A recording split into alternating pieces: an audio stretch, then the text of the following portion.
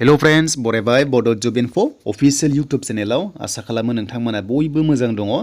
दा जोबोर मोजां आपडेट सफैबाय मोननै डिपार्टमेन्ट बेनो जाबाय एपीडीसीएल आरो मोनसेया जाबाय एडुकेशन दा गोबां नोंथांमोना कमेन्ट्स खालामदोंमोन माब्ला साख्रि ओंखारगोन होननानै दा फाइनाली नोंथांमोन नेनाया जोबथारसिगोन बेनो जाबाय Gr.3 Gr.4 जेराव 8 फार्स्टनिफ्राय अप टु नोंथांमोना degree first example 10 first HS pass degree first नोंथांमोना हागोन आरो लोगोसे 8 फार्स्टनिफ्रायनो हागोन Gr.4 लेभेलाव सो बे अफिशियल मोनसे आपडेट फैदों जों बेखौ नायग्रोनो दा एपीडीसीएल अफिशियल साइटआव नोंथांमोना जेब्लासिम नटिफिकेसन मोना अब्लासिम एप्लाइ खालामनो हानाय नङा नाथाय खोनानाय बादिब्ला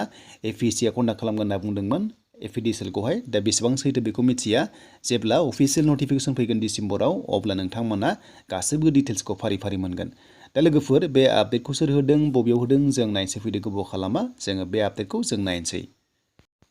सो दानिया नोंथांमोना बेयाव नुनो मोनबाय सीएमआनो बेयाव आपडेट खालामदों मोनसे मिटिं खालामबाय रिभिउ खालामबाय रिगार्डिं एडुकेशन डिपार्टमेन्ट आरो लोगोसे मोनसे जाबाय एपीडीसीएल बे मोननै डिपार्टमेन्टआव भेकेन्सि बेसेबां दङ फिलआप खालामनो होनदों लोगोसे थाबैनो नटिफिकेसन ओंखारसिगोन आरो बेनो जाबाय डिसेम्बराव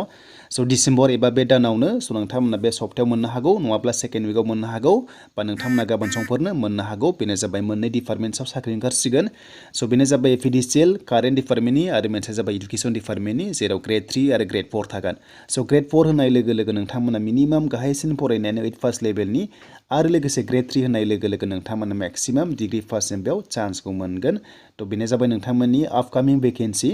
दा जोङो खोनानाय बादिब्ला भेकेन्सिखौ नोंथांमोना सिगाङाव मोनसे आपडेट मोनदोंमोन जे एपीडीसीएलआव 5000 फैगोन होननानै नाथाय बेसेबां सैथो जेब्ला अफिशियल नटिस फैयो अब्ला गासैबो डिटेल्सखौ मिथिसिगोन स' बेनिफ्राय एडुकेशन डिपार्टमेन्टआव Gr.4 लेभेलाव भेकेन्सि दंखायो स' बे फैथारसिगोन थाबैनो स' नोंथांमोना एप्लाइ खालामनो हानायनि अपसनखौ मोनसिगोन आरो लोगोसे सिगांनि एप्लाइ खालामनो दोननाय बे एग्जाम Gr.4 जायाखैमोन बेबो जानो हागौ नाथाय जेब्लासिम अफिशियल नटिस फैया अब्लासिम गासैबो डिटेल्सआ फैया आरो जेब्ला फैगोन आं नोंथांमोननि फिन खनसेबाव भिडिअ खालामगोन